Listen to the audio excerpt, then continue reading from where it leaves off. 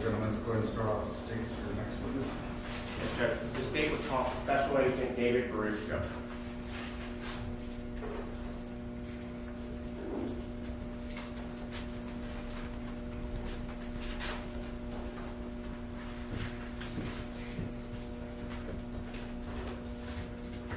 Raise your right hand. Swear to tell the whole truth and nothing but the truth, so help you God. Yes, I do. You can adjust the microphone and you to state. Special Agent Baruchko, could you spell your first and last name for the court reporter? Yes, it's David Baruchko, D-A-V-I-D, B-O-R-U-S-H-K-O. And can you tell the jury what your position is? I am a special agent with the FBI. I am currently assigned as the evidence response team senior team leader for the San Antonio division. Can you explain to the jury what that is? We are the forensic evidence collectors for the FBI, so the CSI team for the FBI, so to speak. And how long have you been with the FBI? I've been a special agent with the FBI for 19 years. Back in March of 2019, was your team tasked with assisting DCSO in regards to a missing person case? Yes, we were. And what was the substance of that assistance? What were y'all asked to do? We were asked to assist the sheriff's office with processing 4 vehicles from the residents. And can you just talk a little bit about, I guess, why that would have occurred? Like, what is the reason y'all would assist another agency like that? How does that kind of come about? The FBI, we assist any federal, state, and local partners whenever they're asked. So if they have a big case or something that requires additional manpower, then we are often asked to assist them.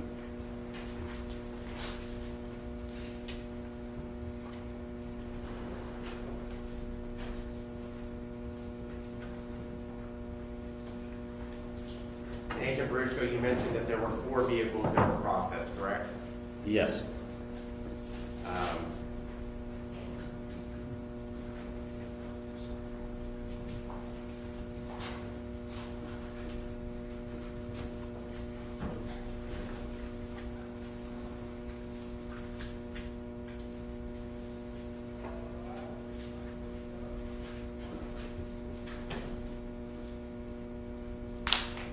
May I first witness, Your Honor? Yes.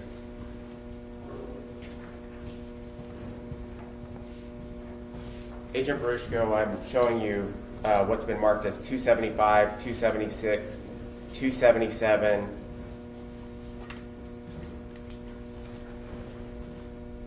Make that a little better. 278. Can you tell me what these are photos of? So 275 and 276, they are photos of a red Jaguar.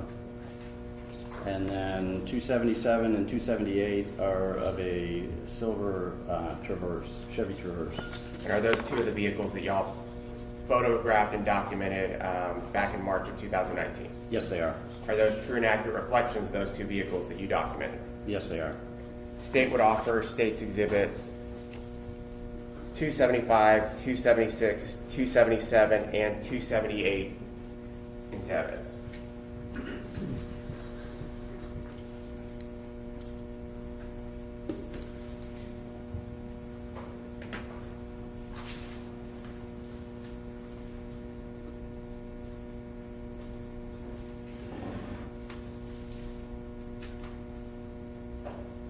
No new objections. Is there a motion to publish? Thank you.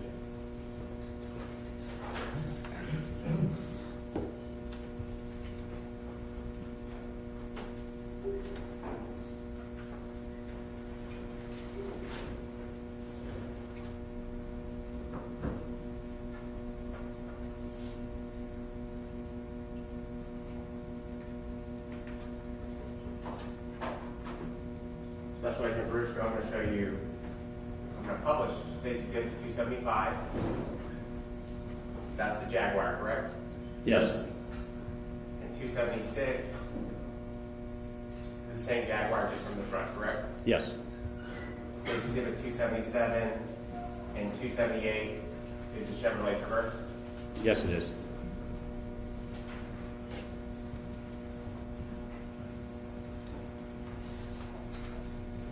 Special Agent Briscoe, I want to turn your attention to two other vehicles that we asked you to bring, that we asked you to testify in regards to today.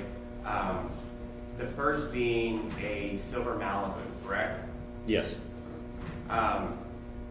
And before we get started, can you tell me where did these documentations of these vehicles happen at? So all of the vehicles were processed in the, we have a bay at the FBI office for vehicle processing. So we could only accommodate 2 of the vehicles at a time. So first 2 were brought, we processed those 2 vehicles, and then those vehicles were removed, and then the 2 other vehicles were brought in afterwards. And is there a team of FBI agents who performed this documentation?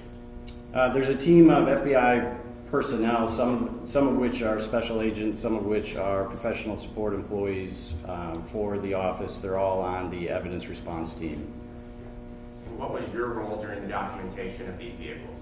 So my role during the processing of the vehicles was I was the alternate team leader. So there was a senior team leader that was in charge, and I was assisting him and kind of being that hands-on person.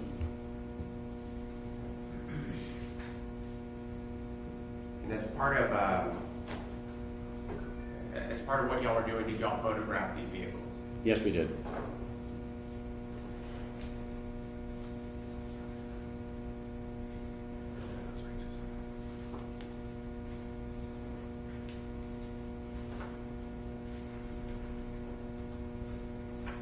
And can you tell the jury when you're photographing these vehicles, are you photographing all sides of the vehicles?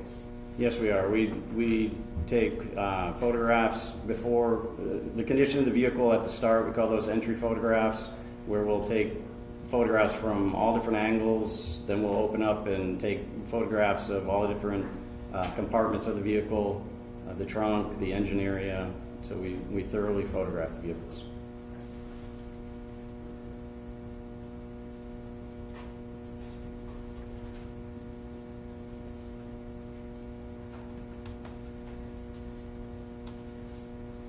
May I approach the witness, Your Honor? Yes.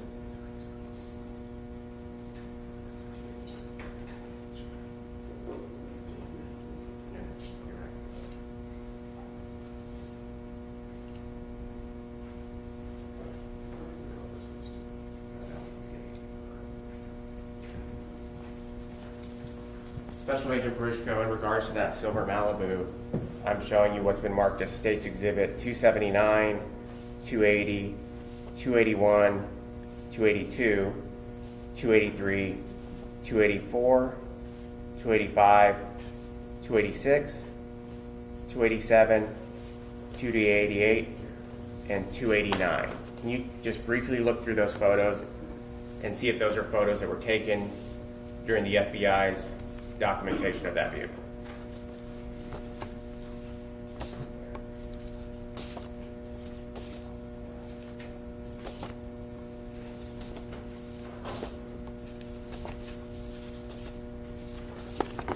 Yes, these are all photographs that we took while processing this vehicle. And as you're processing this vehicle, particular items that may be of interest, do y'all also take photos of them outside of the vehicle? Yes, so if we find something that we're going to collect as evidence, we will photograph it in its original location, and then we will take the item out and do close-ups with a scale. Usually it's on brown paper, so that you can see a good overall view of the item. Do you also, so you take a picture of the item as found in the vehicle, correct? Yes. And then a picture of it outside the vehicle to better see the whole item? Yes, sir. In State's Exhibits 279 through 289, do these images truly and accurately depict the things that y'all documented on that particular day? Yes, they do. Do they appear to be altered or amended in any way? No, they do not. State would offer State's Exhibits 279 through 289 to evidence pending any objection.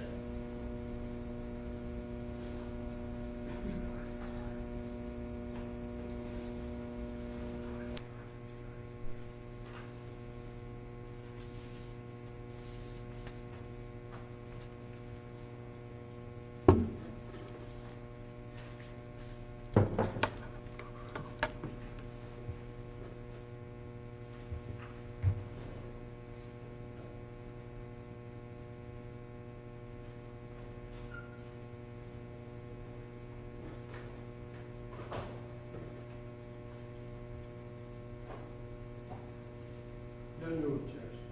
There's an edit, they're admitted to publish. Thank you, Judge. When I first published for the jury, State's Exhibit 279, is that a picture of that Malibu? Yes, it is. State's Exhibit 280 is just another angle, correct? Yes, sir. Did y'all open the trunk and photograph the inside of the trunk of that Malibu? Yes, we did. Is State's Exhibit 281 a photograph of that trunk? Yes, it is. There's a black item in the center of that photograph. Can you tell the jury what that was? It's a roll of heavy black plastic. State's Exhibit 282, can you tell the jury what we're looking at in that photo? That's some of the items that were found in the trunk, including the roll of black plastic and some other items, some documents, glove, and I don't recall what else. Could I use my original documentation in order to refresh my memory? Would having a copy of the report that your team made that day assist you in remembering specific details? Yes, sir.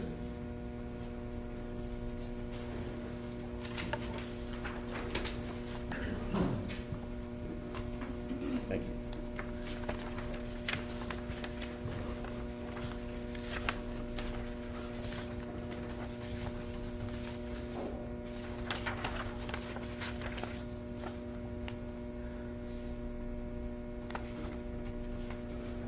And we do see yellow placards in State's Exhibit 282. Can you explain to the jury what those are?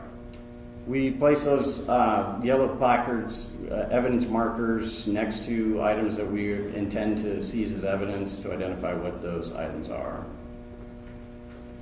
And I published for you State's Exhibit 283. Is that the same roll of black plastic? Yes, it is. And can you tell the jury, is this where it's taken out and put it on a table photograph? Yes, this is a close-up photograph with scale taken outside of its original location. So it would have been moved from the vehicle and placed either on a table or on the floor to be photographed. State's Exhibit 284, what angle are we looking at? That is a photograph taken from outside the driver's compartment, so out the driver's door open, looking into the front seat of the vehicle. State's Exhibit 285, can you tell us what we're looking at in this cup holder? In the cup holder, there were, I believe, 2 lighters that were found in the center. State's Exhibit 286, can you tell us what angle we're looking at in State's Exhibit 286? That is a photograph of the back seat with the rear driver's side door open. And we see an evidence placard, number 14, in the bottom of State's Exhibit 286. Can you tell the jury what that evidence placard was indicating? There was a small handheld hatchet or axe in the back seat of the vehicle on the floor. State's Exhibit 287, is that a closer up picture of that? Yes, it is. And did y'all take that axe out and photograph it outside the vehicle? Yes, we did. And is that what's being depicted in 288? Yes, it is. And can you tell me the difference between 288 and 289? In 289, we took the cover that was found, the axe was found with off, so that we could see, so you could see the axe head.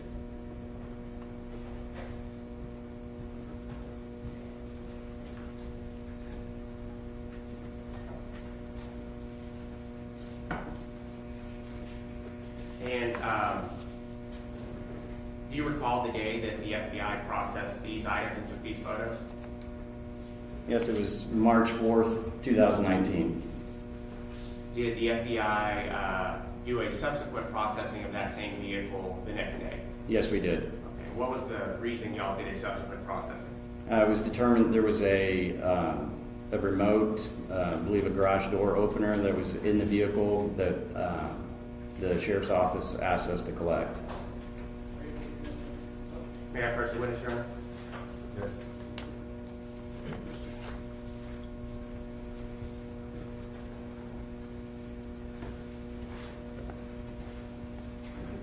Special Agent Brewster, I'm going to show you 3 photos marked States Exhibits 290, 291, and 292.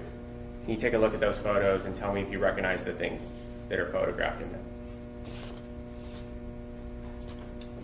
Yes, I do recognize the things. The first photograph, 290, is indicating where the item was found in the map well on the driver's side door. And then 291 is a closer up view of the remote in there. And then 292 is the close up with scale of the remote. Do those truly and accurately depict the photographs that were taken on that day during the FBI's handling of that vehicle? Yes. Do they appear to be altered or amended in any way? No, they do not. State would offer States Exhibit 290, 291, and 292. Any objections from the defense?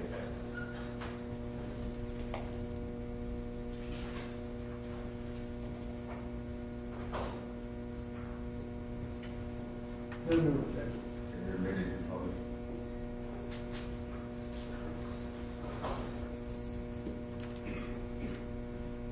States Exhibit 290.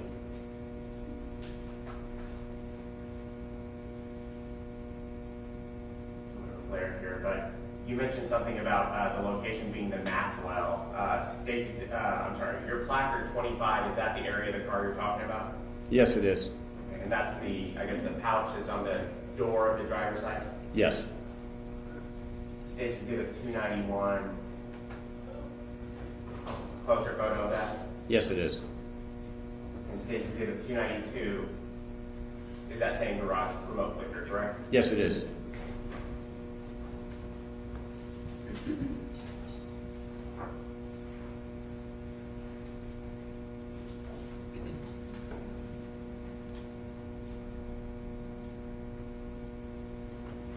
Special Agent Barishko, did y'all, there was a 4th car that you photographed and documented items of evidence for, correct?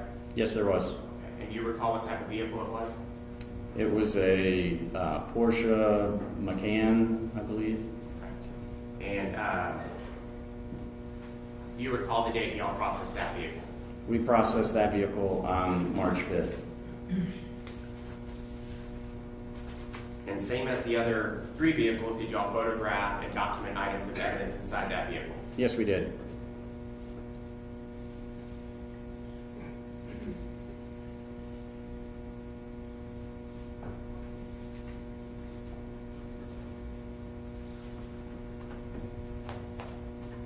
May I press the witness, Your Honor?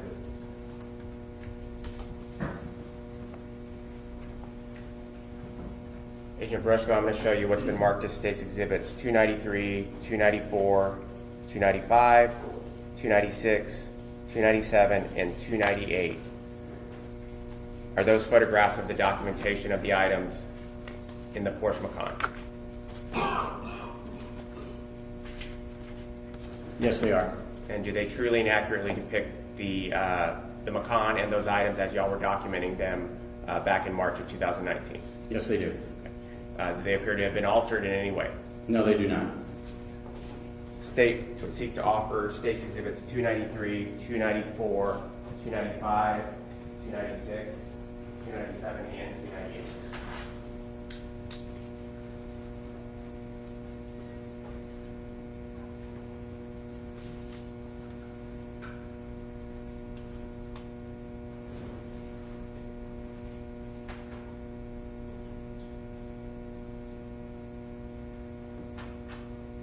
You're ready to public.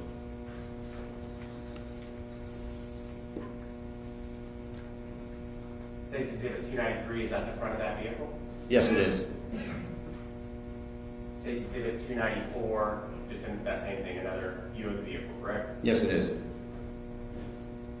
In States Exhibit 295,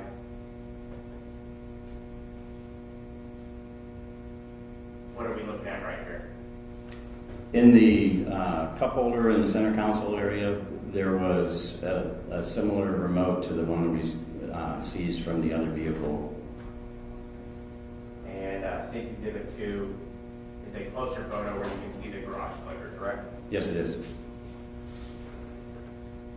in addition to this garage clicker, were items potentially of interest in connection with this missing person case found in the back of the vehicle? Yes, there were. And can you tell the jury what those items were? There was a box of heavy-duty contractor garbage bags, a full-size axe, a small hatchet, and a pair of work gloves, new work gloves. And I'm going to publish State's Exhibit 298. The State's Exhibit 298, how those items were found in the back of the Ford Macon. Yes, it is. And you mentioned a larger axe, a smaller hatchet, some industrial bags of some type, and then there's a bag right here. Can you tell us what's in the bag? Yes, I believe it was a Lowe's bag, and it had the pair of gloves in the bag.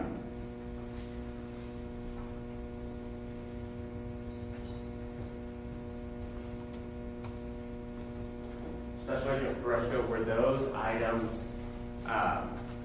items gathered and collected by your team? Yes, they were. And can you talk about the process and how that happens? So once we photograph the items as they are in the original location and identify them as evidence items, then a photograph would have been taken with the yellow evidence placards placed next to the items. We would have then pulled the items out and photographed them up close with a scale on the brown paper again, and then we would have packaged the items as appropriate for each item.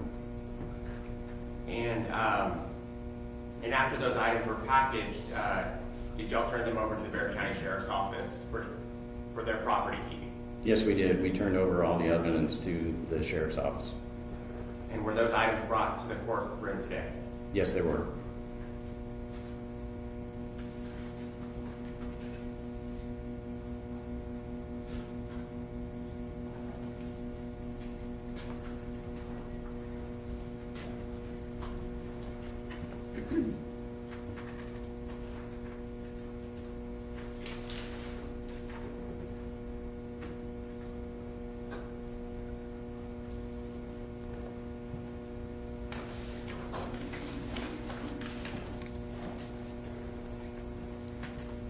Mr. Agent Grushko, I'm going to put some items of evidence up here with you.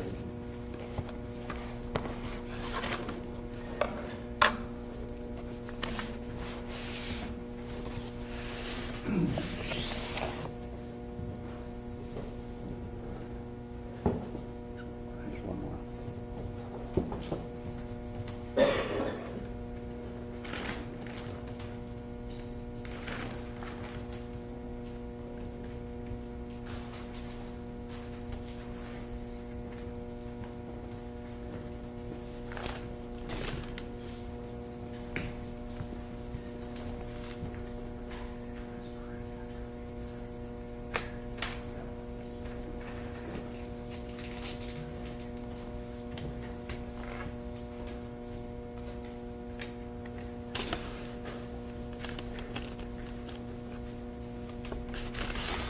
Mr. Grushko, I'm going to first show you what's been marked as State's Exhibit 307.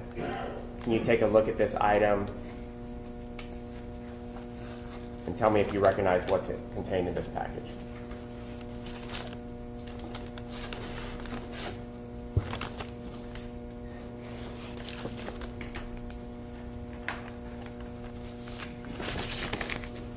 Yes, sir. It's the pair of gloves, the leather work gloves. Okay. And how do you know that those are the leather gloves that you collected on that particular day? Because of the documentation, it shows that's what we wrote on the bag. One pair of mechanics wear black and yellow work gloves. And do you make markings on the bag to assist you in knowing that that's the property that you collected? Yes, we do. Okay. And can you cut that open and look at what's the contents of State's Exhibit 307?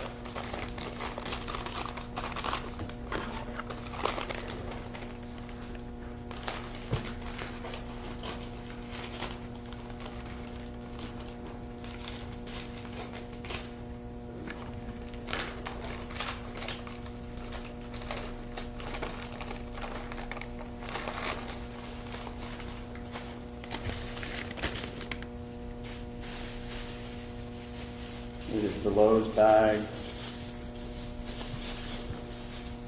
with the pair of gloves. Before you hold them up, those are the items that you collected on that particular day. Yes, they are. Okay. State would offer State's Exhibit 307 into evidence pending any objection from the defense.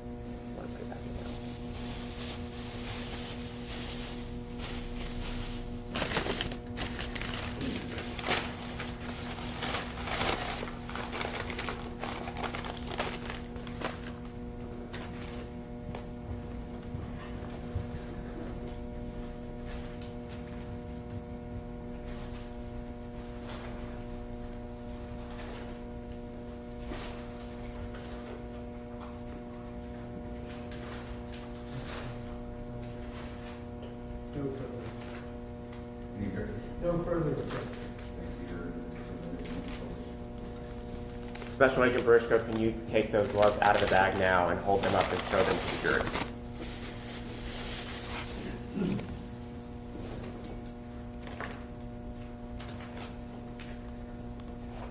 And can you just briefly describe to them what you see them as? Yes, they're a pair of mechanics leather work gloves, tan and black in color with a little bit of red. Okay. And permission to publish to the jury, Judge?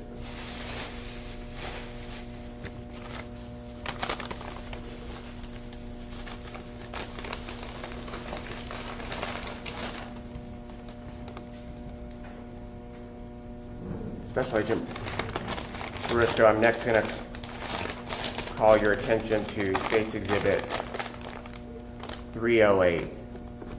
And can you tell me what's in the package, State's Exhibit 308? Yes, it's an open box of 42-gallon contractor cleanup bags.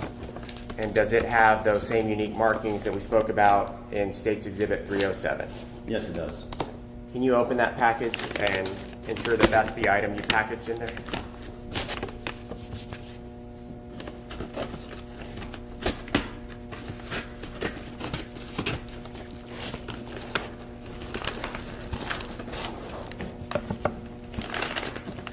Yes, it is. And does it appear to be in the substantially same state as it was whenever you collected it back in March of 2019? Yes, it does. State would offer State's Exhibit 308 into evidence pending any objection from defense counsel.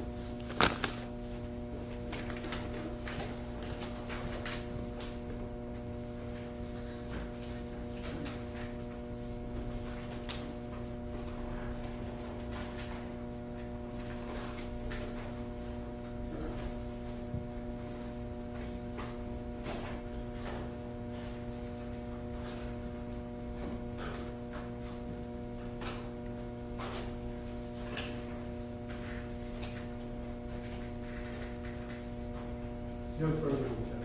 Thank you, submitted.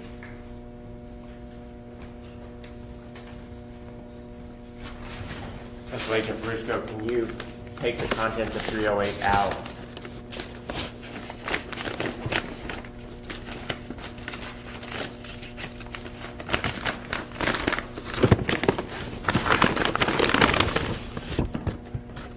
Are those the contractor cleanup bags that you mentioned? Yes, they are.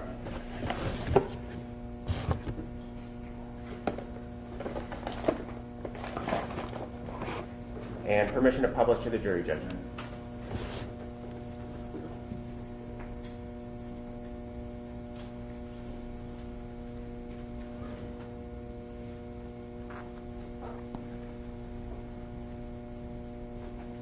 Special Agent Barishko, can you tell the jury, can you read the package and just tell us what the description on the package is of the item?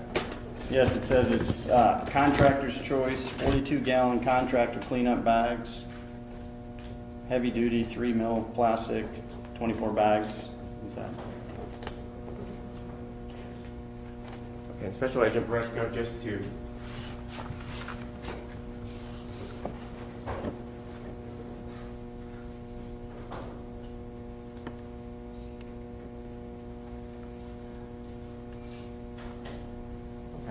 And so I'm going to turn your attention next, Special Agent Barishko, to State's Exhibit 309. Can you tell me what State's Exhibit 309 is?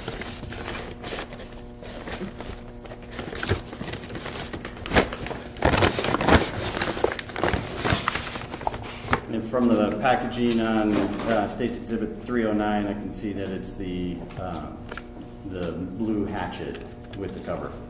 Okay. And does it have your unique markings on State's Exhibit 309 as well from the date you processed the Porsche Macan? Yes, it does. Okay. Can you open that package and ensure that's what's in that package?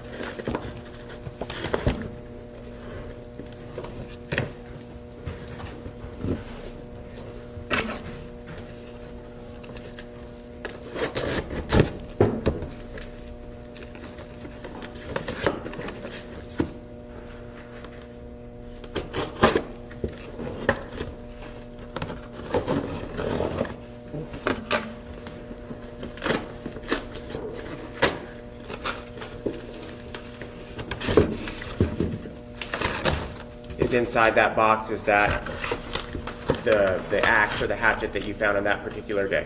Yes, it is. State would offer State's Exhibit 309. 309 pending any objection from the defense.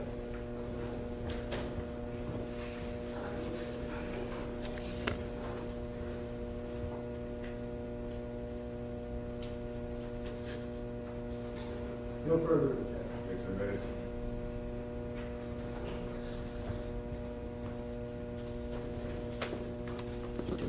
Bresco, are you able to take that hatchet out of that box?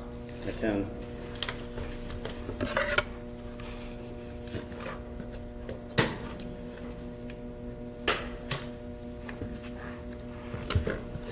And based on the packaging, what is that tool described as? It's a 4-pound splitting tool called Fireside Friend. It says it has a shock reduction grip, and it's made by Eastwing. Permission to publish to the jury, Judge?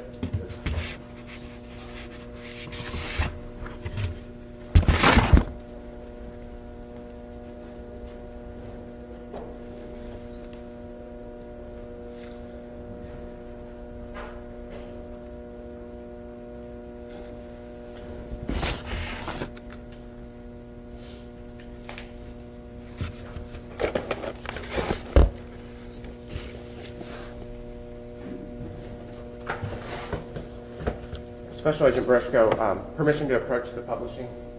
I'm going to publish against State's Exhibit 298, correct? Yes, And you looked at these contractor bags right there, correct, on the right of the picture? correct. These workman gloves, which were in a Lowe's bag, correct? Correct, yes. And then this was the log splitter, the blue smaller axe right here, correct? Yes, In addition, y'all found a larger axe in the back of the Porsche Macan associated with this missing person case, correct? yes, we did. Did you collect that axe? Yes, we did. I'm showing you what's been marked as State's Exhibit 310. Is that the box containing that axe? Yes, it is. Does it have your unique markings on that box? Yes, it does. Can you open that box and ensure that that's the item that's inside the packaging there?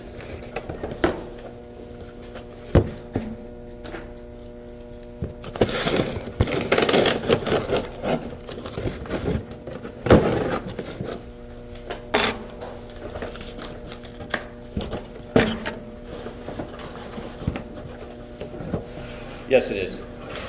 state would offer State's Exhibit 290 pending any objection from the defense. It's 310. I'm sorry, 310 pending any objection from the defense.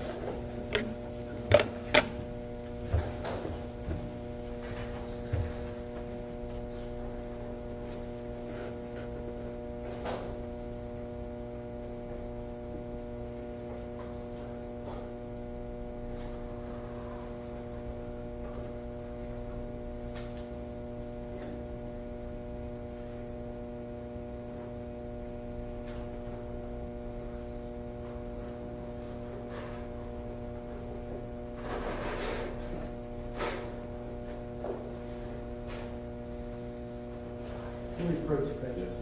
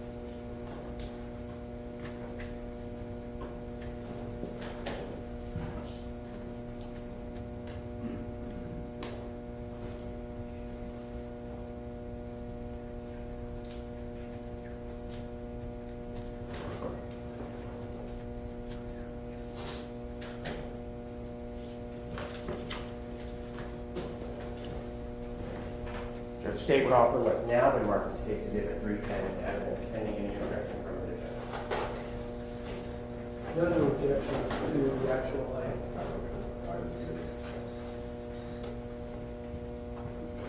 Mr. Brushko, can you cut the fastener at the bottom of State's Exhibit 310? I'm sorry, which thing?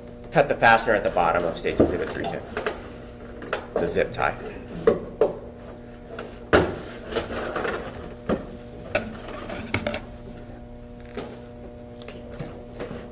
And permission to publish to the jury, Judge. And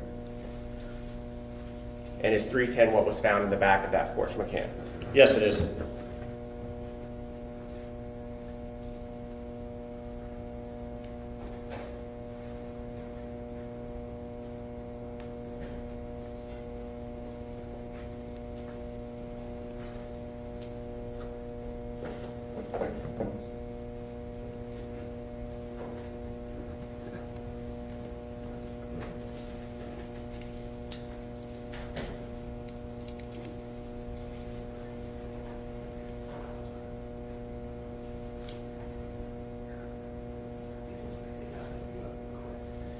And just like the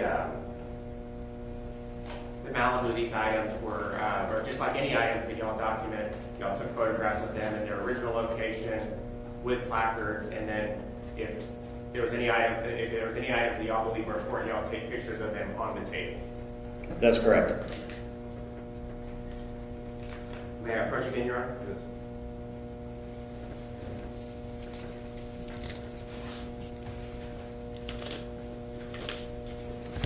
Special Agent Baruchka, I'm showing you what's been marked as State's Exhibit 299, 300, 301, 302, 303, 304, 305, and 306. Are those photographs of those items being documented in the various locations? Yes, they are. Yes. And do they truly and accurately depict the items as they were on that particular day? Yes, they do. State would offer State's Exhibits 299 through 306, pending any objection from the defense.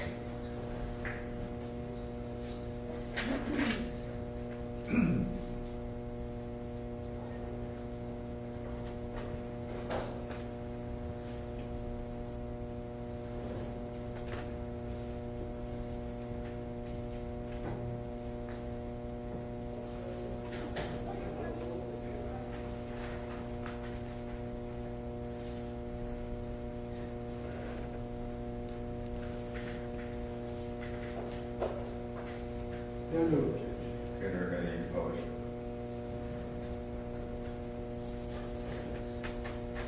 Special Agent Baruchka, State's Exhibit 299 differs a bit from 298. 298 is what? 298 is the entry photo, so that's how the items were the first time we opened the trunk of the vehicle. And then what is State's Exhibit 299? State's Exhibit 299 is when we placed the evidence placards out, the items were slightly rearranged just to be able to see them a little bit better. State's Exhibit 300? That is the close-up with scale of the bag, of the box of contractor garbage bags. State's Exhibit 301? That is the close-up with scale of the two-handed axe. State's Exhibit 302, a little bit closer. Yes. State's Exhibit 303? That is the close-up with scale of the small hatchet. And State's Exhibit 304? That's the hatchet with the cover removed. Finally, State's Exhibit 305? That's the Lowe's bag with the pair of gloves in it. And one more, I apologize. 306? And that is just the gloves.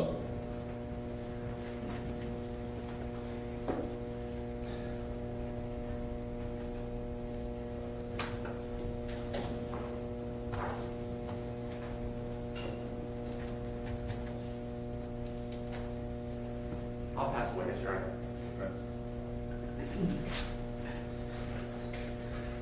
Good morning, Agent. I'm John Conver. Just ask you. Mr. Conrad, can you use the microphone, please?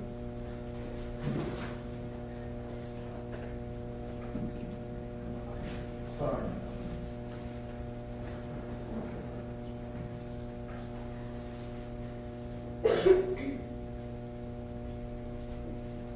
I just want to ask you a few questions this morning. First off, you said you're with the FBI, identified all those things. Are you here pursuant to subpoena, or is it accommodation to another law enforcement agency? Pursuant to a subpoena, sir. And through your regional office to comply with the 2E regulations. Yes, we did. When you appeared this morning, you brought these things with you from your property room? No, sir, they were with the Bear County Sheriff's Office property room. And when you came into this investigation, you coordinated with the Detective Stubbs. That is correct. And Detective Stubbs told you that the black Porsche Macron was the missing person, or Andrew McDonald's vehicle. Yes, I believe so. And that Andre McDonald did not ordinarily, or to their knowledge, didn't drive it at all.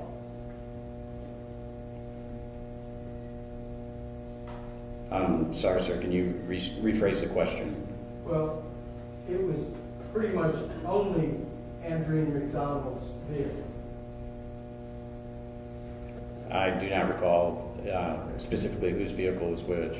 Do you recall Detective Stubbs telling you in the morning or out there when you were processing this evidence that you believe the black Porsche had been driven by Andre McDonald on Saturday morning, March 2nd, 2019, in the early morning at 2 a.m.? I do recall that we were told that he drove the vehicle. I believe it was on a Saturday. As far as what time that was, I don't recall that, sir. Were you informed that before the vehicles even got to you, that they had been entered and searched at the Solitude Cove address? Yes, I believe so, sir. Because you didn't find the purse, correct? Correct. I do not believe that we found a purse in the vehicle. You didn't find a cell phone, correct? Not to my recollection, sir. You didn't find a clutch, a woman's hand wallet or anything like that. You didn't go through those today, so I'm assuming you didn't find them. Yeah, I do not believe that we found any of those items, sir. And the photograph in the background reveals in the back seat a valise or a briefcase and certain other items. I noticed you didn't discuss any paper materials or the subject. You don't have that briefcase with you, correct? We did not bring it here today, sir. Okay. And whatever the other items were in the back seat, correct? All you brought with you were what you identified Yes, sir. to the jury, but that's not the full contents of the vehicle. No, sir. And in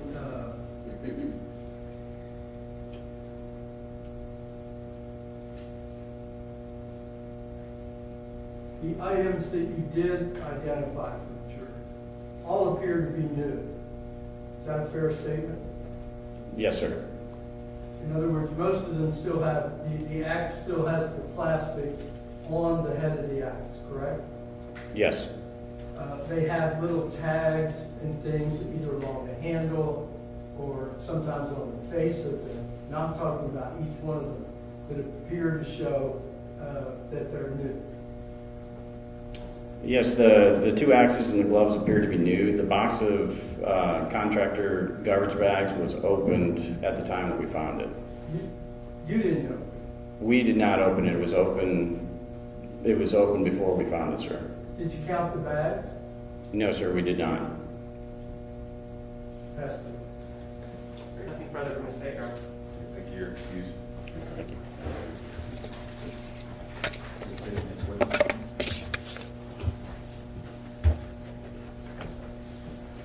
One of the state calls CSI officer Jason Tibbs.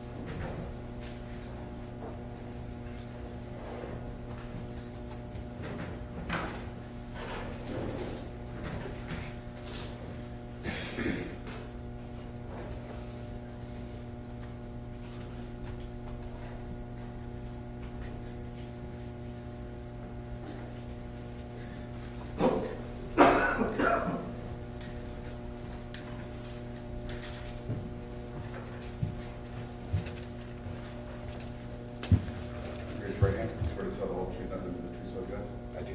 Just go ahead and speak, you got the microphone, even if you can't adjust the microphone. Okay.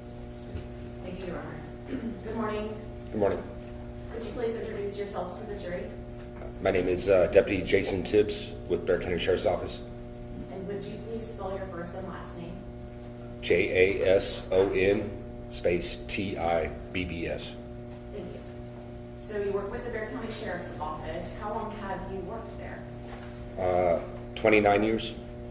And what is your current role with the Sheriff's Office? I work in a crime scene unit. Could you just in your own words kind of tell the jury what your daily routine is as a part of the crime scene unit with the Sheriff's Office? I respond to calls for crimes. Whenever I get to the location, I take photographs, I collect evidence, I submit the evidence into the property room afterwards, and then I write reports. And how long have you been in that role? 16 years. And so were you working in that capacity back in March of 2019? Yes, I was. And so did you have an occasion to help and assist with the investigation of a missing persons offense back in early March of 2019? Yes, I was. And so what was kind of the first thing that you did with regard to this investigation back on March the 2nd of 2019? Can I get a report for reference? May I approach on you?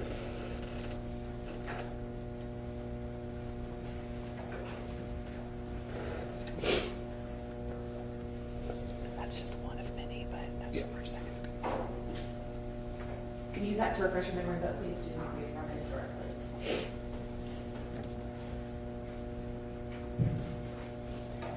So what was your first task on March 2nd, 2019 with regard to this investigation? I was asked to tow 2 vehicles to the FBI headquarters for processing. It was a Chevy Malibu and a Traverse. And who did you hand those vehicles off to? You can say the agency, it doesn't have to be the specific. Okay, yes, to the FBI recovery team, evidence recovery team. And so did you kind of, over the next couple of days, coordinate getting the cars to and from the FBI bay, and then did you eventually take items into custody and put them into the Bexar County property room? Yes, that's what I did the next several days.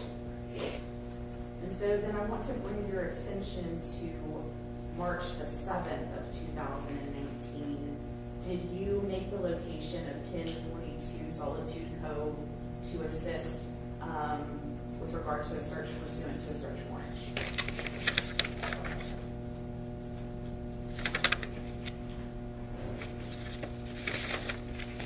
And that was on, you're saying March 2nd, March the 7th, March the 7th? yes. Do you have a report in reference to that one?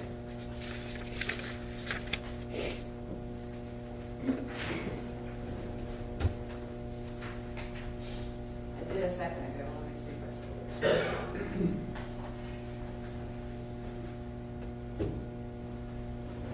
Yes, I did, may I approach, Your Honor?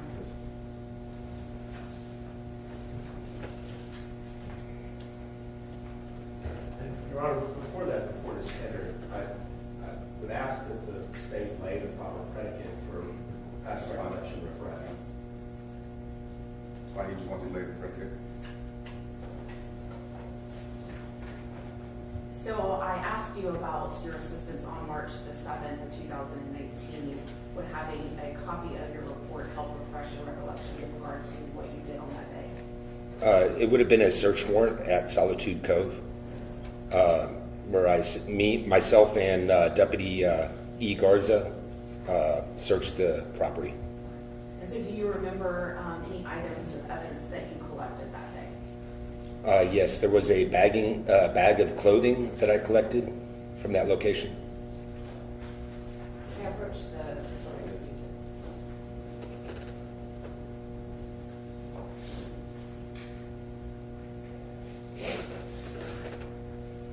And while I'm looking for some photographs, do you remember the location in Solitude Cove where you gathered the clothing?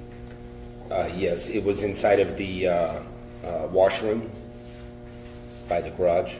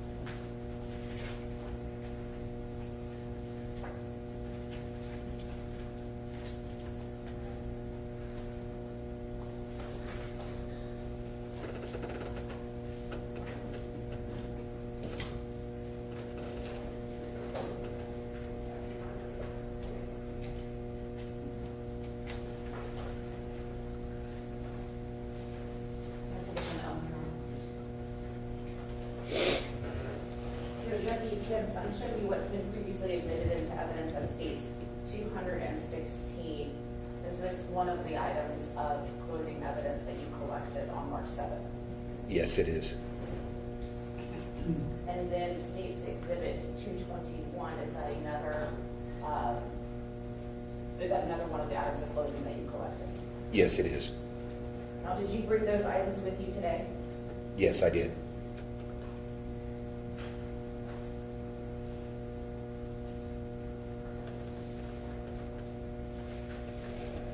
So just describe briefly for the jury, how did you go about collecting and securing those items?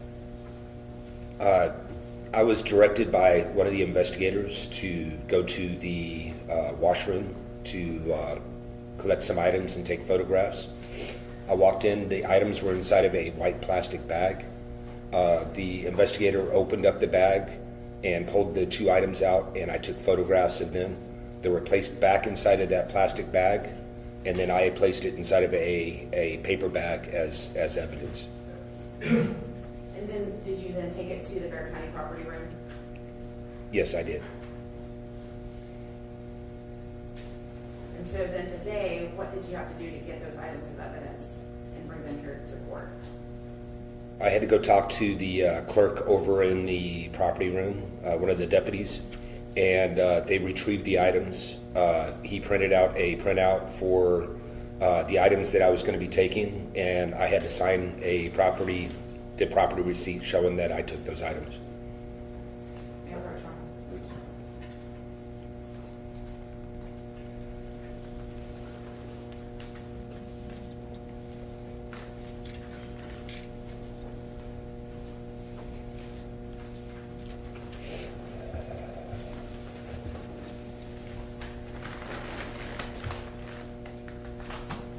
Deputy Tibbs, I'm showing you what's been marked as State's Exhibit 311. Please look at this bag and see if you recognize what this bag contains. Yes, I do recognize this bag. Okay, and so how do you individually identify an article of evidence that you collect? I have an evidence label on there that is labeled with the items inside of it, the case number, the item number, and my name on it. And so what is the specific item number for these articles of clothing that you brought today? It's going to be JTE 69. So would you mind opening the bag and confirming that the clothing matches what you collected, please? Don't print out just yet, just come look at the bag for you.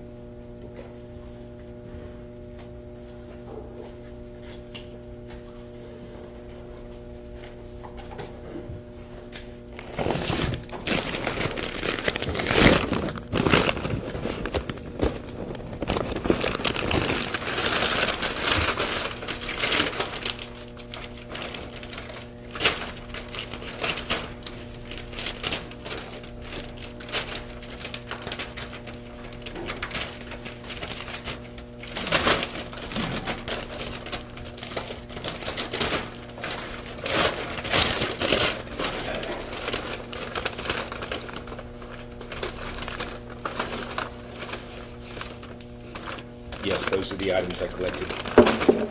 And now, just to be clear, did you yourself do any testing on these articles of clothing? No, I did not. So your sole role is just to collect and put into the property room? That is correct.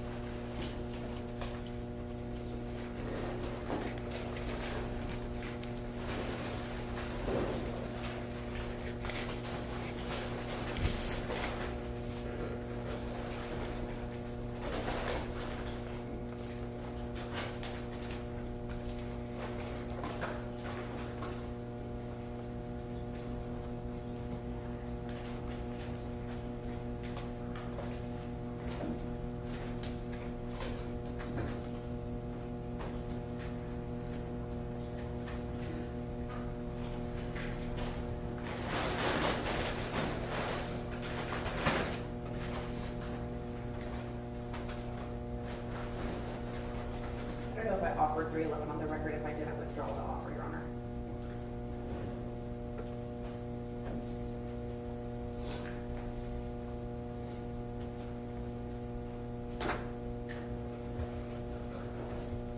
So, Deputy Tibbs, you did a lot of stuff on this case.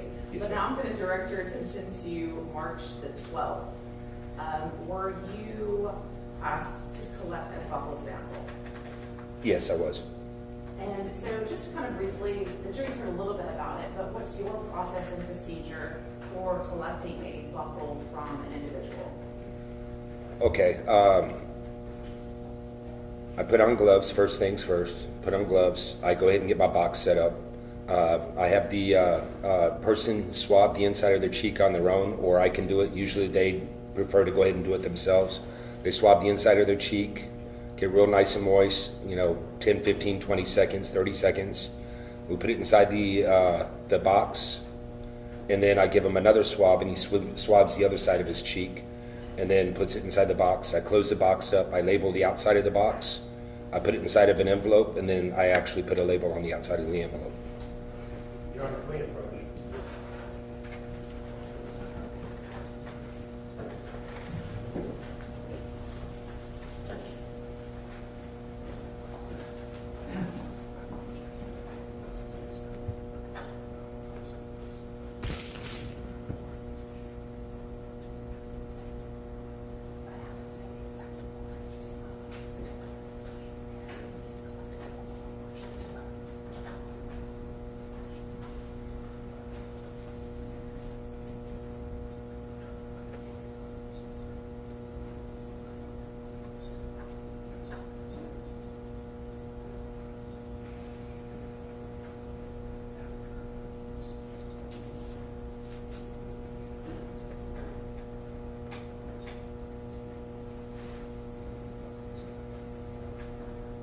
I just think that goes to 10-minute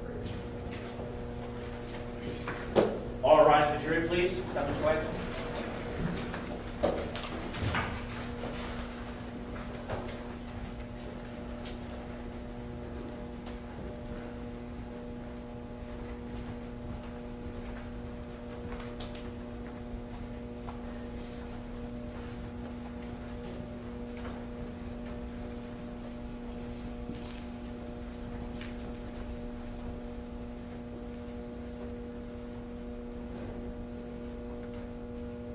Thank you. You may be seated. No, no, okay.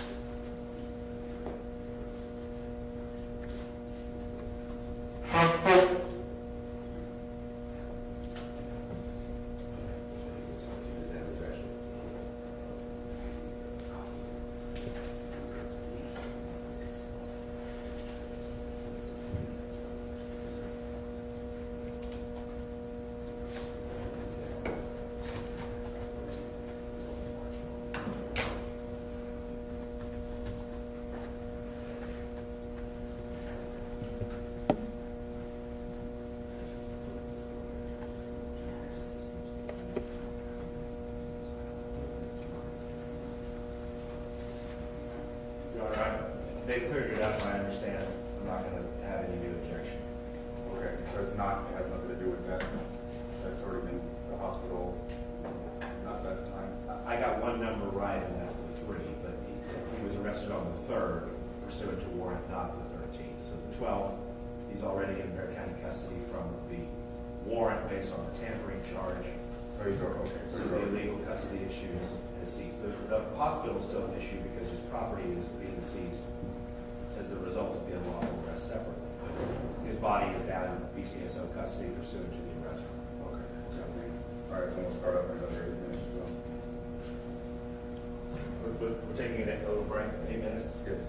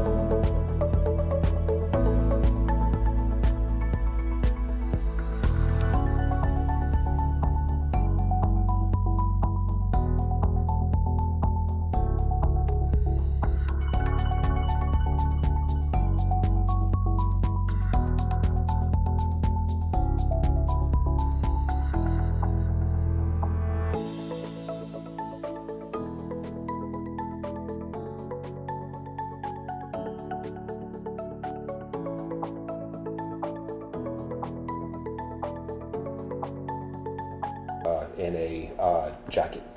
Let the record reflect that the witness has identified the defendant. May I approach the witness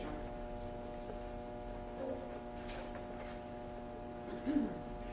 Deputy, I am showing you what's been marked as State's Exhibit 312. Could you please examine and see if you recognize? Yes, I do. And so what do you recognize State's 312 to be? It's going to be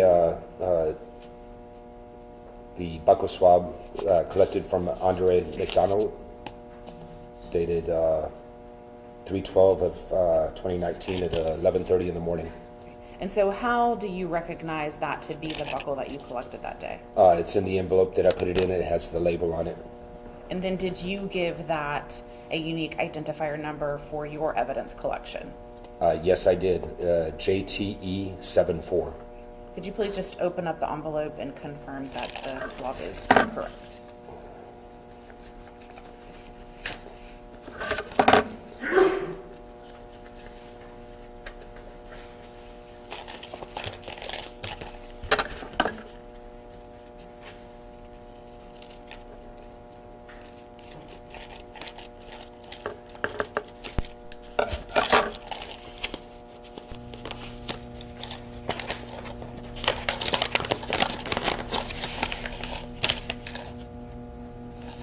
Yes, it is.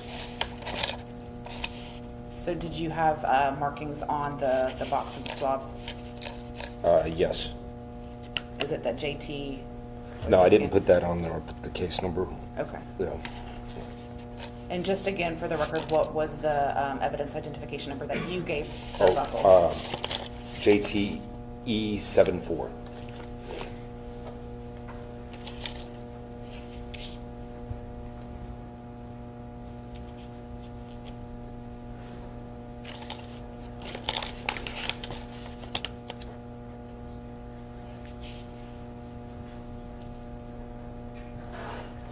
Pass the witness, John.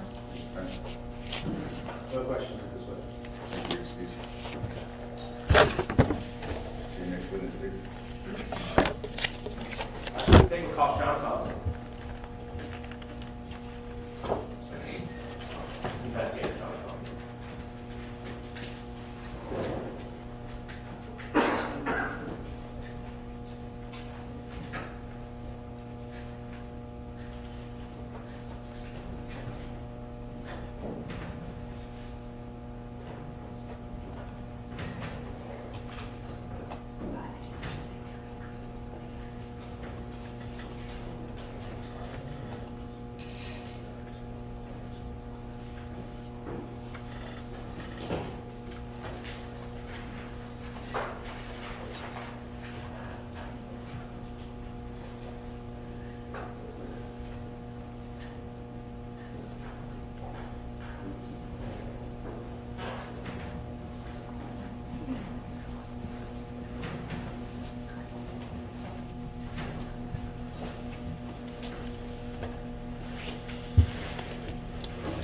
Raise your right hand.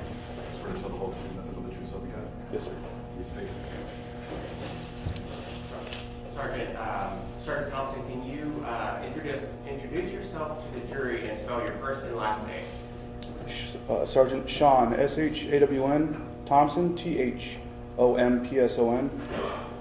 I'm a sergeant with the Bexar County Sheriff's Office. I've been employed there for 16 years. I am currently assigned in CID, our Criminal Investigation Division, where I'm the sergeant in charge of the crime scene unit, property room, APHIS, E-Trace, and NIBIN. And Sergeant Thompson, what was your role back in March of 2019? I was an investigator. And as an investigator back on March 2nd of 2019, were you dispatched to take a buccal swab? Yes, sir. And I believe another witness has talked about it, but can you just briefly explain to the jury what a buccal swab is?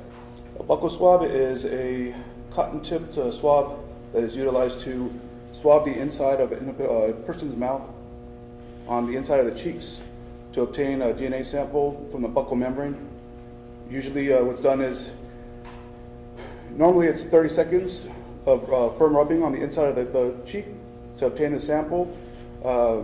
Newer studies say that as long as you do a full 6 up and down swabs firmly, is sufficient to obtain that sample. And after you obtain that sample, what do you do with those swabs? They get submitted into the property room where they're awaiting to get sent to the lab where a DNA profile will be created off of that swab. And who was the individual who you were asked to take a buccal swab from on that particular day? At that time, it was the missing person's mother, Mrs. Smith. I don't remember, or I can't pronounce her first name. I know it starts with an H. Okay. Did you make a report on that particular day or a supplement? Yes, I did. Okay. Would having a copy of that supplement may assist you in being able to say what her name is? Yes. Okay. May I approach her? Yes.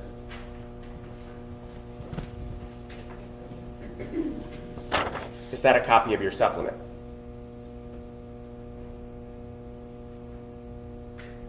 Yes, it is. Okay. And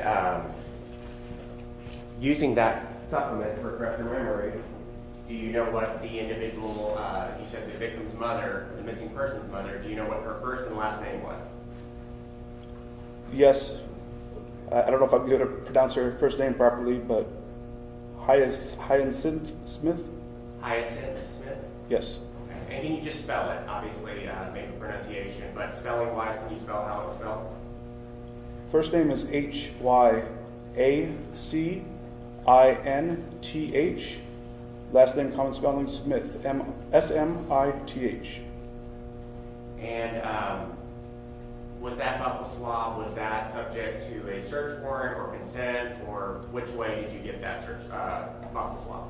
No, sir. My understanding was that they contacted her ahead of time that she was willing to provide the buccal swab. I contacted her myself and asked her if she would be willing to provide a voluntary buccal swab for DNA evidence, so that way, if remains were located, we can use the swab for that purpose. So she agreed to do it, and she signed a consent form. So Ms. Smith verbally consented to you, and she signed one of your consent forms as well? Yes, sir. Sergeant Thompson, I asked you to bring those buccal swabs here to the courthouse today, correct? Yes, sir.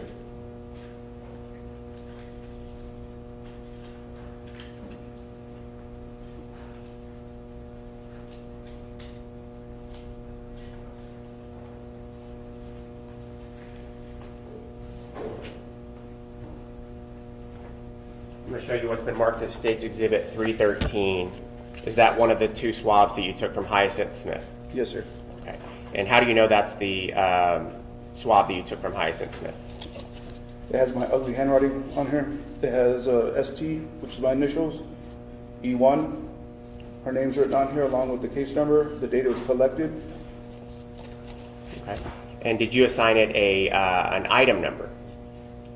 Just the STE1, sir, right here. Okay, STE1, that's Yes, sir. what you had said. And can you just, for purposes of the record, can you cut that open and see that that is the swabs that you collected on that particular day? If you'd like me to, yes, Sure. I can.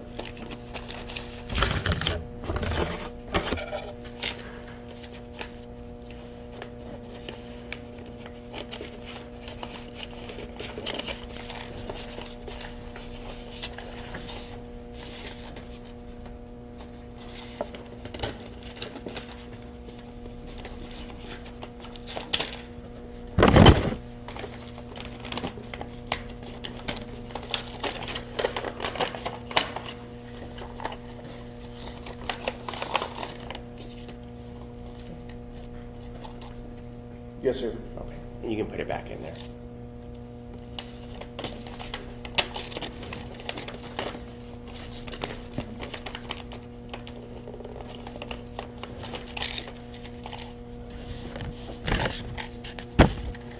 So the swab that's in State's Exhibit 313, is that one of the 2 swabs that you collected from Maureen or Hyacinth Smith on March 2nd, 2019? Yes, sir. And did you collect that swab with the same methods that you had previously spoke to the jury, that is your training and experience how to collect a swab? Yes, sir. And after you collect that swab, you put it in that packaging and you forwarded it on to the Bexar County Sheriff's property room? I took it myself and entered it myself into the proper room. Yes, sir.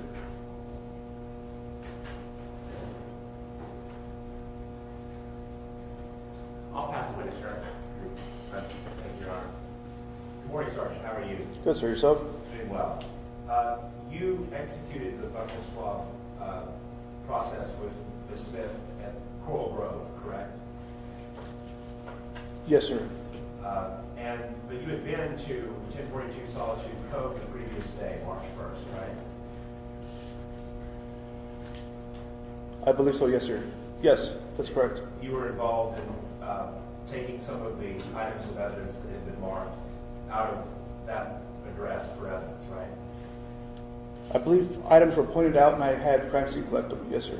Okay. One of those items was the Louis Vuitton wallet that was found on the kitchen table, correct?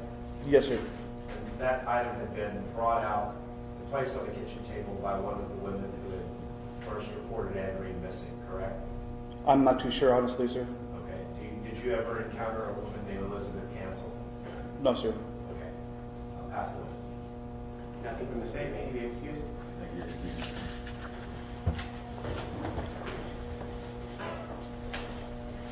Okay, next witness. State calls CSI and Rico Garza.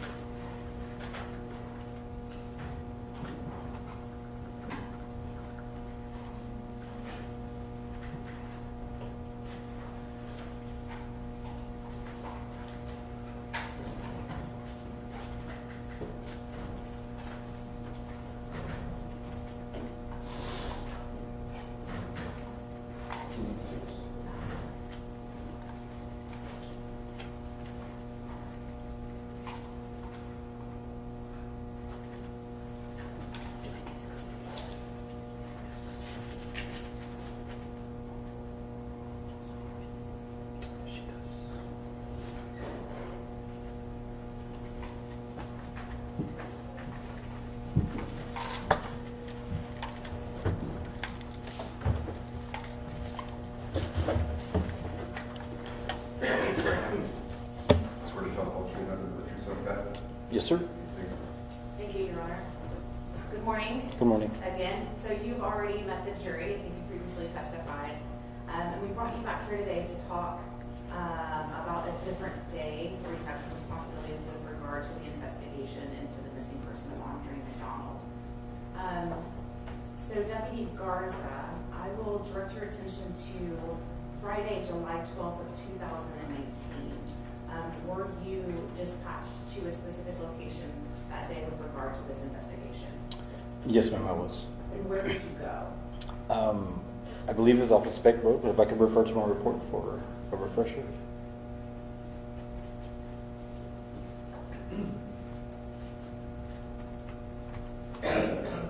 Well, I think we'll just stick with Spec Road for now, is that okay? Yes, that's correct.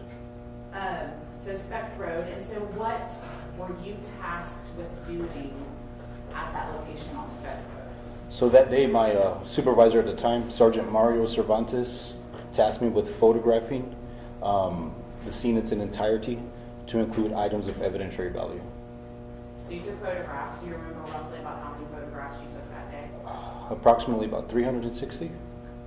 And then in addition to taking photographs, did you make any other sort of video documentation of the scene?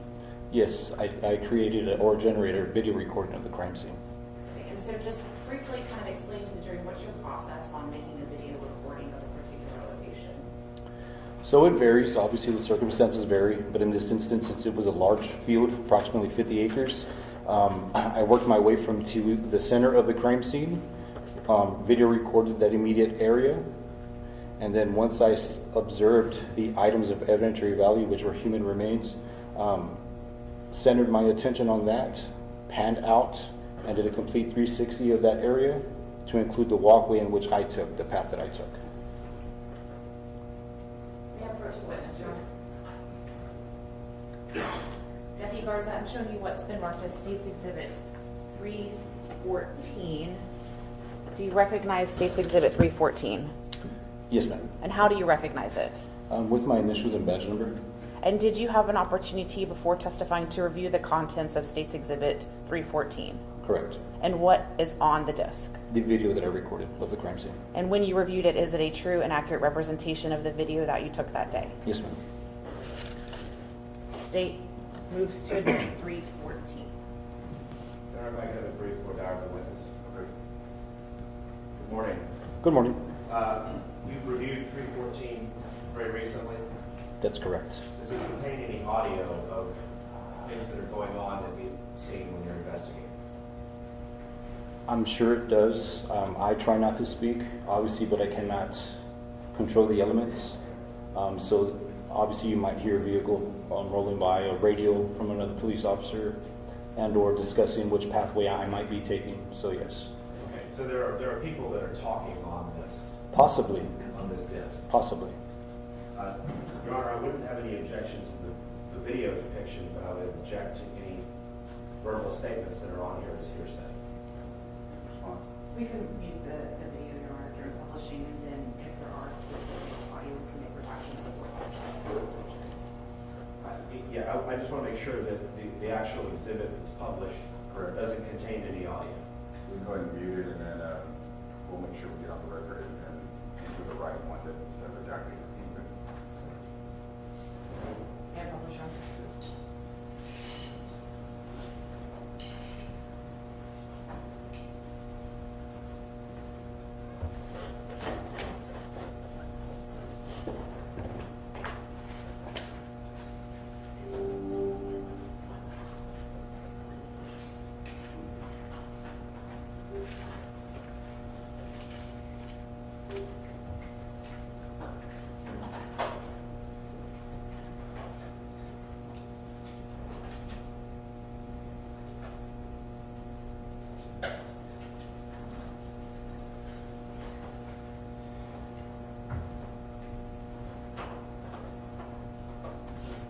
I'm just going to mute the speakers on the TV.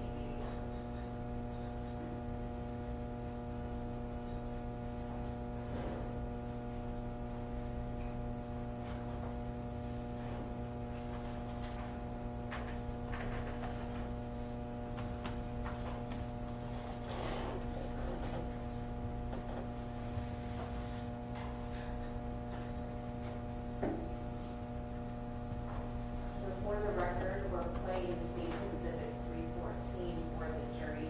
Deputy Garza, can you see the video okay? Yes, ma'am. So as we just kind of move through the play of the video, because there is no sound to it, can you just kind of just describe for the jury what you're focusing on and what you're looking at? So at this point in time, I obviously observed human skeletal remains. As you see, right here is a skull, part of the spine or whatnot, and various other pieces of the skeletal system. Right here, I'm just focusing in on what was readily available and obvious to me at this point in time. This was right prior, before anything was disturbed, before any search was conducted. This is just a preliminary video recording of the crime scene as it was located before it was disturbed. And when I say disturbed, that's from humans.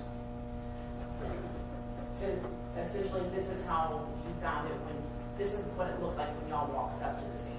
This is a depiction of how I observed it upon my arrival. And right here, I'm just video recording the area in itself. The human skeletal remains are scattered through that area and whatnot. So I just wanted to make sure I was able to get as much as I could that in which I was able to see with my human eye.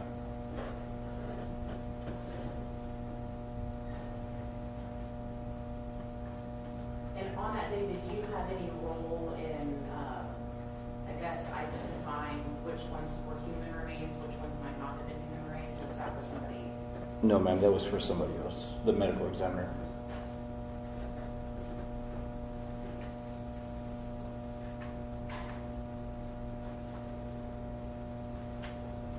And again, I'm just zooming in on what I believe to be skeletal remains, human skeletal remains. And so are we looking back at the road from the location at this point in time at about the 2-minute mark in the video? That is correct. Right here, I am just panning to the roadway to see the general distance from the roadway and to where the remains were located. Is that your shadow with the camera at the bottom of the screen? Yes, ma'am, I'm sorry.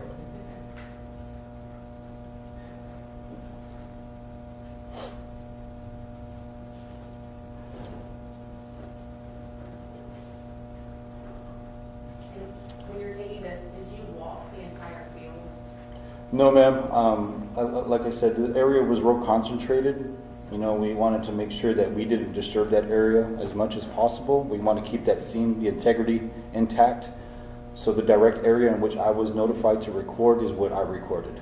And I kept the same walkway as I entered, as I exited. And just a few moments ago in the video, there was a black and white sort of square checkered object. Do you know what that was? Yes, that's going to be a target for drone. I cannot get into that because that's not my area of expertise, but that is a reference guide in which they use when they fly a drone and take aerial photographs and recording.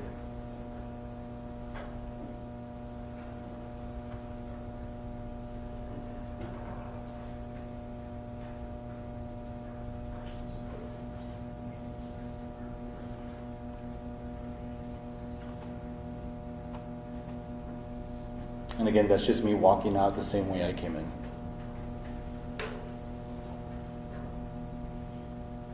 It looks like you might be walking along what could be like tire tracks or a vehicle track. That is correct. Is that something that maybe one of the Bear County Sheriff's Office vehicles would have made? Possibly, or could have been the property owner. And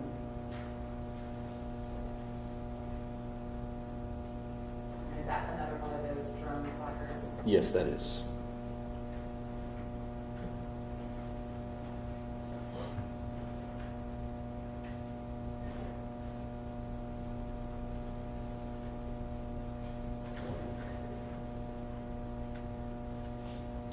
And that right there is the command staff area where everybody was getting a general synopsis of what was occurring at location. While you see other vehicles. So these are law enforcement vehicles, maybe some medical examiner vehicles? That is correct.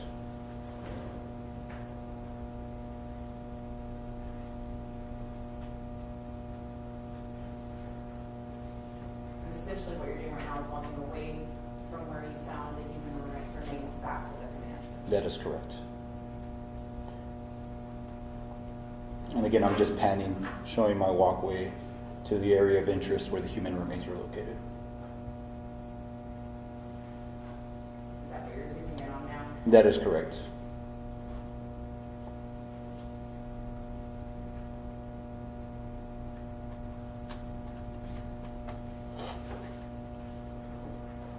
Is that the complete video that you took that day? Yes, ma'am.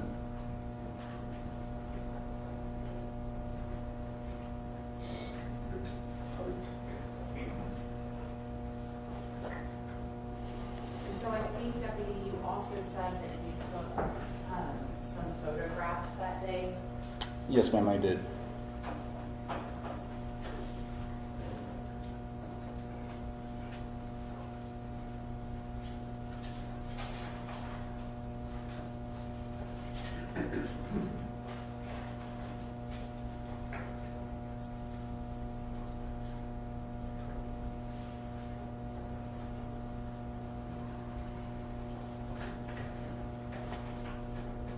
Second round.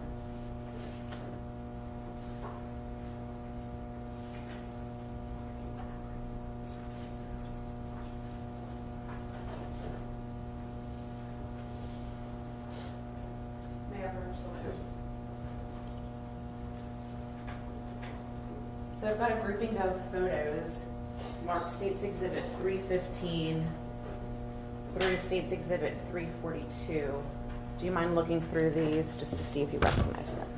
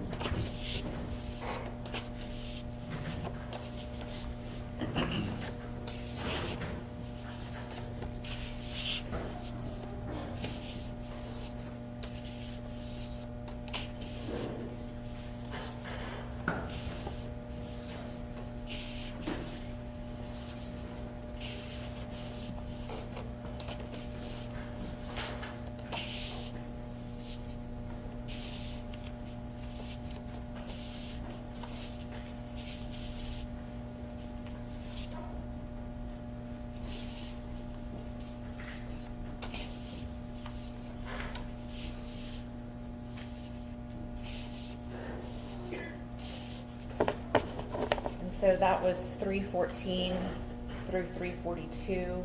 Now will you look at 343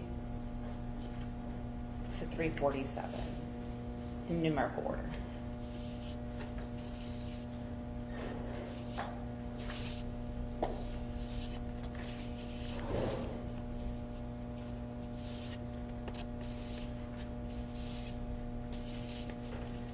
Yes, ma'am. And so do states exhibit 315 through 347 accurately depict the pictures that you took that day? Yes, ma'am. State moves to admit 315 to 347.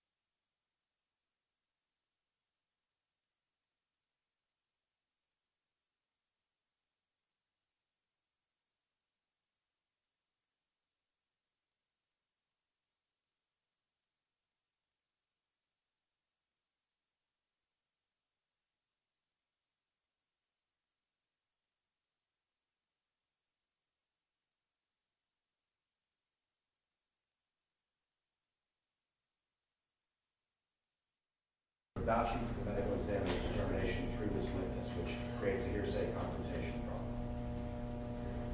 What specifically your objection to what?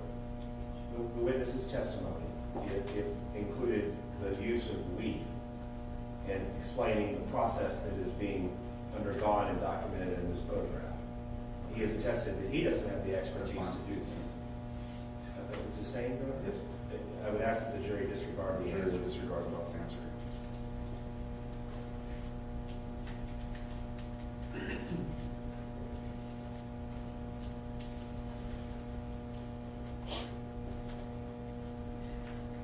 So looking at State's Exhibit 344,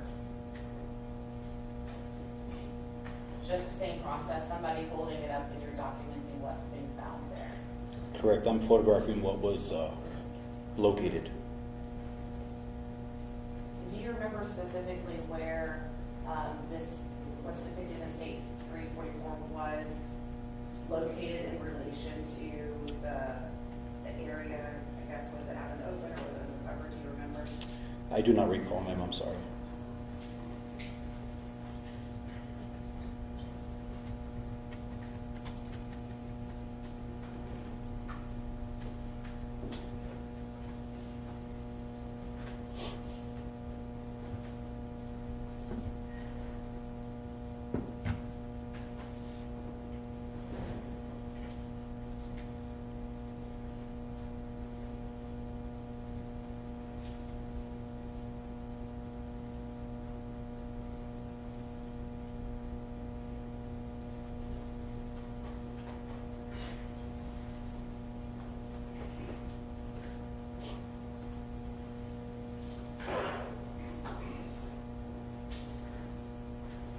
So as far as July 12th with regard to the Specht Road location, did that kind of end your duties and responsibilities with regard to that crime scene?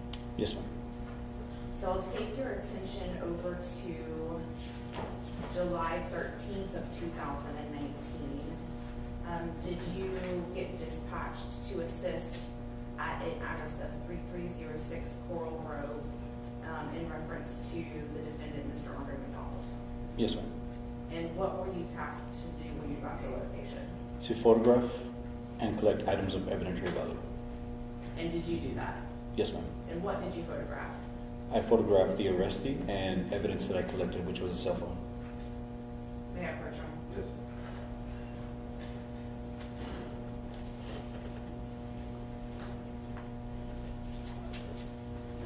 Showing you states 348, 349, 350, 351, and 352. Would you please look at those and see if you recognize them?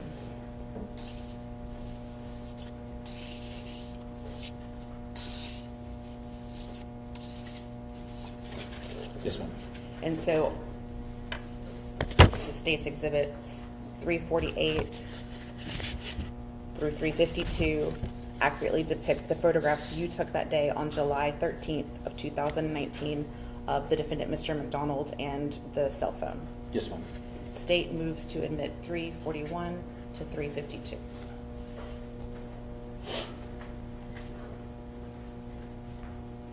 Lauren, you said 341 is 348. Correct. Say 348. 348. It's my eyes.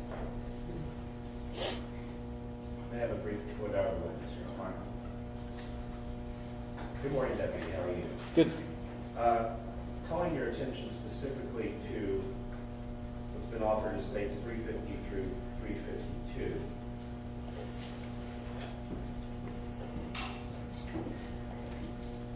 Did you assist in the arrest of Mr. McDonald that day at all? As in placing handcuffs on him? Or did you observe that process being carried out? No, sir.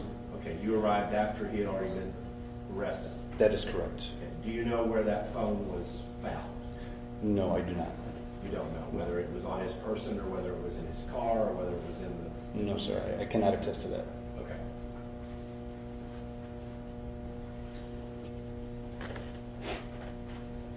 Your Honor, we would object to 350 through 352 until more of a foundation can be laid as to how it came into their possession. But we have no objection to 348 or 349. Objection to my agreement.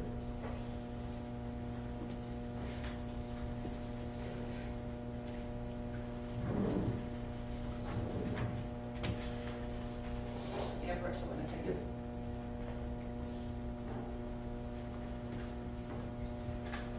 And then now I'm showing you Deputy Garza State's Exhibit 353. Do you recognize State's Exhibit 353? Yes, ma'am. And how do you recognize it?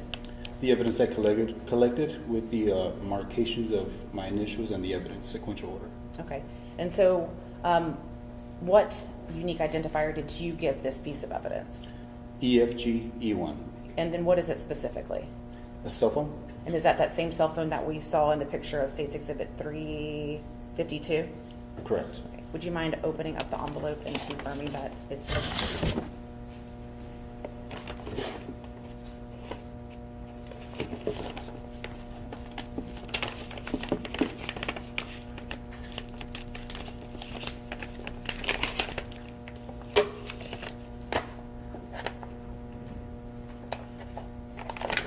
And then just to be clear, you didn't perform any searches or any sort of that function on the cell phone. Your sole job was just to collect it and put it in the property room. That is correct. And did you do that? Yes, ma'am. Okay. And then where did you find that cell phone today? Where did you get the cell phone? Oh, I'm from? sorry. From the property room, I removed it from the property room through the process of the property room clerk, signed it out, and brought it to court. Thank you.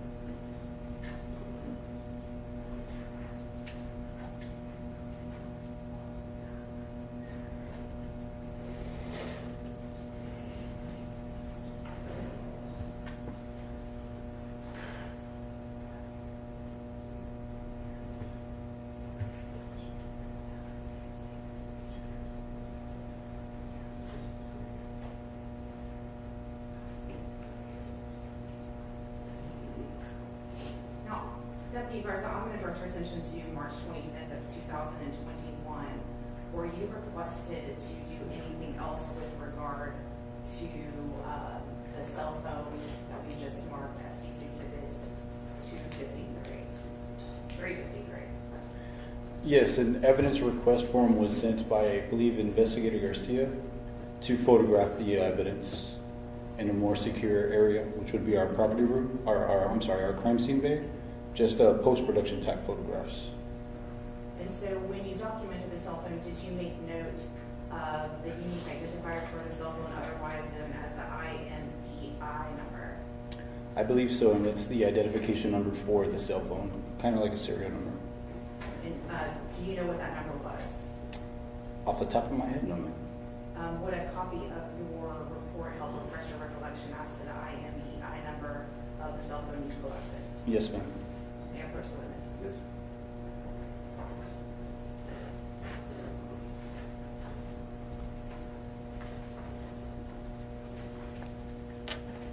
And just use that to refresh your memory.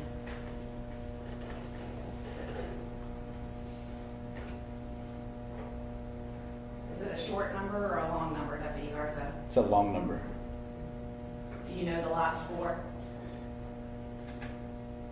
9444. And then where do you actually find and locate that number on the cell phone?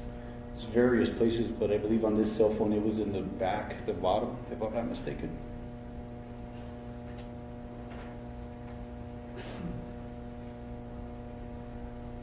Pass the witness, Your Honor. Defense. Good morning again. Good morning, sir. The property on Spec Road, you said it was 50 acres, Approximately. and out in July, middle of growing season, it was fairly green and overgrown, right? Correct. You had not been out there any previous time to examine what the property looks like in winter or in spring, right? No, sir, myself, no. Okay. But fair to say, probably less vegetation than what you saw in July. I would say yes. I noticed in the video that you focus on the area where the remains were found, and then you turn back and start walking east towards the gate, right? Yes, sir. And it's a pretty good click to get over to the gate from where the remains were found, correct? Yes, sir. But all of that time, you're walking basically parallel to Speck Road. Correct. And there's a barbed wire fence that's running that whole length up to the gate at the far east corner that you stopped the video at, right? If I remember correctly, yes, sir. Did you document that barbed wire fence at all? Through pictures, photographs. Video, just personal observation? Did you take time to look at the fence or its condition? So I do a proper protocol of photography. I do a complete 360 of the area, so it should be included in my photographs. Okay, but you didn't do anything up close? No, sir. Okay. Are you aware that the barbed wire along that fence is very loose and not very taut? You could pull it apart like that. Could you repeat that question from the beginning, please? Are you aware that that wire on that fence line facing Speck Road is very loose and wobbly? It's not pulled together tight like it's supposed to be? No, I was not made aware of that. You didn't observe it that way? No, sir. Okay. Did anyone ask you to look and see if you could find, torn up trash bag or an article of clothing or a piece of skin or anything on the barbed wire? No, sir. Okay. Now, where the remains are found is where the fence along Speck Road and another fence meet to form a right angle, correct? So you're speaking of the fence line off of Speck Road and the adjacent property fence? Yes, sir. You know what I'm talking about? Basically, the remains were close to a property fence, right? Yes, that is correct. That would have started at Speck Road and moved south along the property, correct? Correct. Okay. That's where the majority of the acreage is. You walk that fence going back, you just keep going and going. It's a lot of acres back there. Yes, that's correct. You didn't go out and document any of that part of the property, though, with your video camera, right? No, sir, because I was not requested of that. Okay. Were you aware that there are other cow remains further down that fence line from where Andreen's remains were found? Further down from the area of interest? Correct. No, but there was animal remains in the vicinity of where the human remains were located. Right. You found some cow bones mixed in with human bones, right? Animal bones. I'm not too sure what type of animal bones they were, but yes, animal bones. Okay. Now, out in that kind of property in Bexar County, you'd expect to see lots of different kinds of animals, right? That's fair to say, yes. You might see coyotes, raccoons, you might see cattle, that Sure. kind of thing. Did you look for any evidence or sign that those animals had been in the area recently? No. Okay. Along that fence line that we're talking about, that runs from Speck Road back to the back of the property, there's a lot of heavier, denser vegetation along that fence line, correct? Yes, sir. In fact, the further back you go, it looks on your video, there are bigger trees, things like that further back, correct? Unkept field, yes. Okay. Especially along the fence line compared to the rest of the field. Yes, sir. The rest of the field is kind of pasture, grazing land. Correct. But up in this part, it's brushy and thorny and all kinds of stuff. Yes, sir. Okay. From where you found the remains, looking back on Speck Road, if you're standing there, it would be visible, even with all that brush from the roadway, right? Are you talking about the human remains and being visible? No, you as a person standing there in that location, somebody from the roadway wouldn't have trouble seeing you, wouldn't think, right? Somewhat, yes. Okay, but I mean, you think that they would be completely obscured? Me, if I was standing there and if somebody were to be looking at me from Speck Road, if I would be obscured? No. Okay. And just to go back a little bit, moving forward to the arrest of Mr. McDonald. When you photographed the phone, where was the phone? On top of a vehicle. On top of the vehicle? Correct. Okay. But you don't know how it got there? No, sir. I'll pass the witness. Nothing else, Your Honor. Okay, thank you. Excuse me.